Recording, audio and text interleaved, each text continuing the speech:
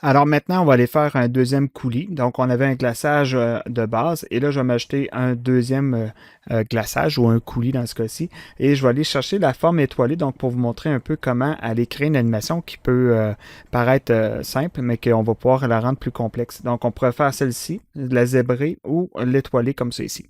Donc, avec notre Houdini, on va aller se créer un deuxième objet. Donc, ça va être une géométrie que je vais mettre proche de ma source ici. Donc, je mets ça au point de départ pour éviter que ça soit oh, OK, j'ai pas pris le bon. On prend géométrie et ensuite je l'appelle source liquide 2. Je peux lui donner la couleur également en rouge. Je m'assure que ce node-là va être sélectionné. Et à l'intérieur, donc, ce que je veux, je vais lui mettre créer à peu près la même forme. Ça va être encore un cercle que je vais mettre quand même plus petit que le premier, à point 1. Je vais également le mettre en mode polygone. Je veux qu'il soit également en mode planar. Et là, je vais me permettre de le monter simplement. Donc, je le mets en hauteur. Donc, peut-être à peu près la même hauteur que l'autre. Donc, peut-être à 6. Voilà. J'ai la hauteur, mais par contre, je ne vais pas le positionner. Et vous allez comprendre pourquoi. Je vais aller me créer un premier node ici de extrude, poly-extrude, que je vais lui mettre une certaine épaisseur, peut-être à 1.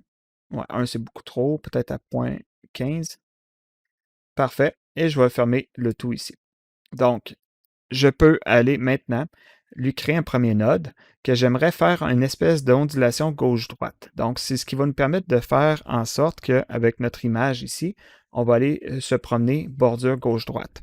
Donc, avec notre information, je vais me créer un node transform. Et ce que j'aimerais aller animer, c'est la position en X. Donc, je pourrais aller faire une ondulation comme ça ici. Donc, ce que j'ai besoin de faire, je vais utiliser la formule sin, signe de $FF, fois le nombre de fois que je veux l'avoir par, je pense, c'est par 120 frames. Donc, je veux l'avoir peut-être par 4 fois.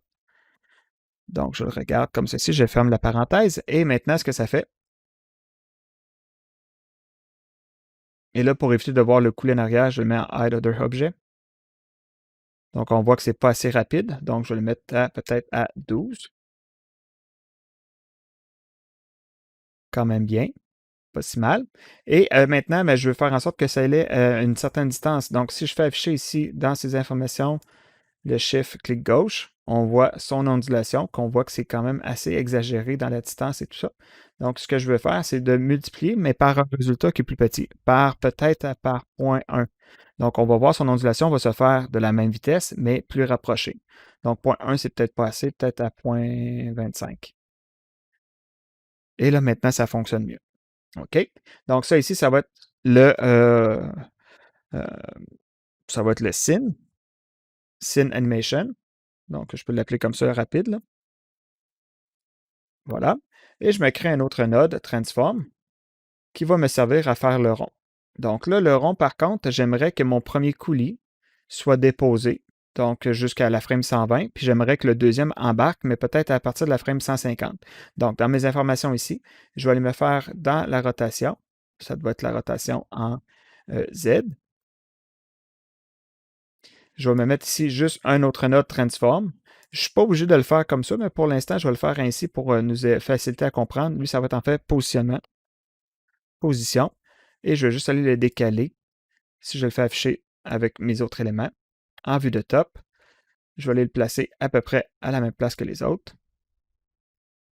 Comme ça ici. Donc, à peu près. Donc, on voit l'ondulation qui est quand même pas si mal, mais peut-être pas assez forte. Donc, dans mon scene animation ici, peut-être le mettre à 0.4 pour que ça l'exagère davantage. Oui, voilà. Même peut-être à 0.5. Donc, on viendra l'ajouter par la suite. La position, elle est bonne. Donc, j'ai mis ma position ici. Et mon transform, lui, dans la rotation en Y, j'aimerais qu'il effectue une rotation comme ça ici à partir de la frame 150. Donc, je vais me faire ma formule fit, signe de $FF. Donc, prends ma frame 150. Entre 150 et peut-être un peu plus rapidement, peut-être 250. Je fais que tu passes de 0 degré à 360 degrés. Donc, maintenant, on devrait avoir notre animation. Comme ça ici. On a notre pattern qui se produit. Si on veut en avoir davantage, on peut aller ici avec la petite flèche à gauche. On peut aller cliquer ici. J'aimerais en avoir sur 400 frames. Donc, on marque le N à 400 et on fait le Apply.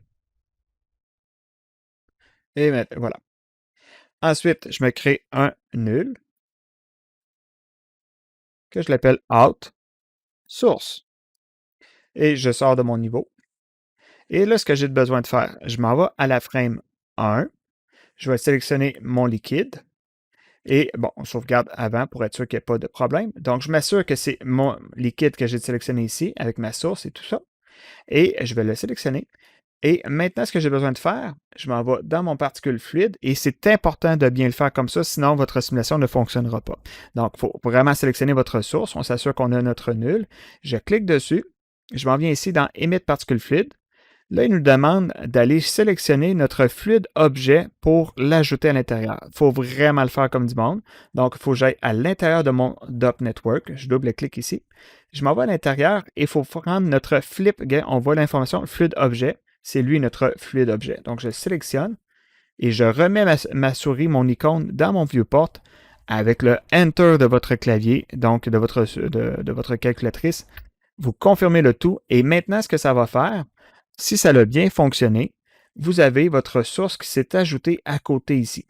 Si ça n'a pas marché, vous avez probablement le même pattern que vous aviez avant, mais à côté. Donc, vous êtes rendu avec deux flip solver, deux flip fluid objets, et ça ne marchera pas ce qu'on veut faire. Donc, c'est très important de sauvegarder avant d'avoir fait tout ça. Et là, maintenant, moi, je sais que ça va marcher. Donc, si je fais jouer le tout, on va pouvoir remarquer que les deux liquides réagissent en même temps, puis pas de la bonne façon. OK? Donc, ce qu'on va pouvoir faire, c'est de maintenant aller changer nos informations. Tout d'abord, mon liquide de ma source qui est ici. Là, je vais pouvoir aller les classer. Celui-ci, ça va donner, par exemple, chocolat. Donc, ça, c'était celui-ci qui était émis jusqu'à la frame 120. Et celui-ci, ça pourrait être en fait...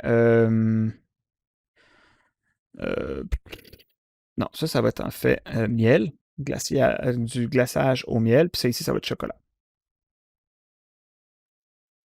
OK? Et ce que j'aimerais, c'est que lui ici, dans son activation, au lieu que ça soit là déjà actif dès le départ, bien que ça apparaisse tout simplement dans les frames, on avait dit 150 jusqu'à 250. Donc, ce que j'ai à faire ici, c'est une petite formule. Signe de $FF. Si c'est plus grand que 149, donc si c'est plus grand, ça veut dire 150. Et là, j'utilise dans les formules. Et là, si j'utilise la formule, donc signe de $FF est plus grand que 149, ça veut dire que si c'est plus grand que 149, donc après 149, ça va être un 1. Avant 149, ça va être un 0. Mais j'aimerais faire en sorte aussi que ça l'arrête notre estimation. Donc, j'utilise la formule EHE. Donc, c'est le chiffre et dans mon cas, avec mon clavier, le 7. Donc, Shift 7, ça m'ajoute le signe E. Je le fais deux fois et je lui dis signe de $FF. Donc, si c'est plus grand que 149, mais également plus petit que 251.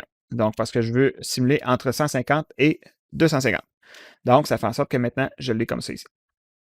Donc, pour le vérifier, vous pouvez faire afficher votre activation. Faites juste afficher votre élément ici pour éviter que ça calcule pour rien. Et en vous déplaçant, vous allez voir aussi l'activation qui va s'afficher quand on va dépasser la frame 150. Et voilà, à 1. Puis quand on va dépasser 250, maintenant ça revient à 0. Donc, ça fonctionne. Donc, je fais juste remettre ça à 1 et je fais réafficher mon output. Normalement, on devrait avoir le tout qui va bien fonctionner. Ce qui nous reste à faire maintenant, c'est d'aller établir également la viscosité. Donc, je peux aller prendre le node qui est ici. Je vais prendre le pop viscosité qui est ici pour le copier et le coller. Le raccourci pour faire ça, c'est le Alt et je déplace. Je le mets là, dessus. Je peux le renommer. Dans le cas, là, on a viscosité temps 1 puis le temps 2. C'est un peu moins intéressant, mais c'est à vous de voir si vous voulez changer. On peut rapidement, vu que nos paramètres sont ici, ben, ça va nous permettre de le prendre en considération puisque dans notre node, on a branché l'âge et l'âge est établi par le moment que la particule apparaît. Donc, vu que mes particules vont apparaître plus tard, le décalage va se faire pareil et ça devrait fonctionner également. Donc, là, ce qu'il faut faire maintenant, c'est de faire notre simulation. Mais ce qu'on pourrait faire également, c'est de faire une distinction au niveau des couleurs. Donc, on va pouvoir prendre au niveau de notre élément ici, s'ajouter dans nos éléments des paramètres pour changer la couleur à travers le temps. Donc, pour l'instant, testons si notre viscosité. Et ce qu'on peut voir donc après la simulation, on voit que relativement ça fonctionne. Par contre, le coulis, lui, n'est pas assez visqueux. Donc, tout simplement, on va augmenter un peu le résultat obtenu là-dessus parce qu'on ne sent pas la forme qui est très pincée de notre coulis. Donc, celui-ci, je vais l'exagérer à peut-être à 200 et ensuite à peut-être à 15 000. Voilà. Donc, dans la prochaine vidéo, on va maintenant aller travailler les couleurs de nos coulis pour pouvoir les distinguer plus facilement.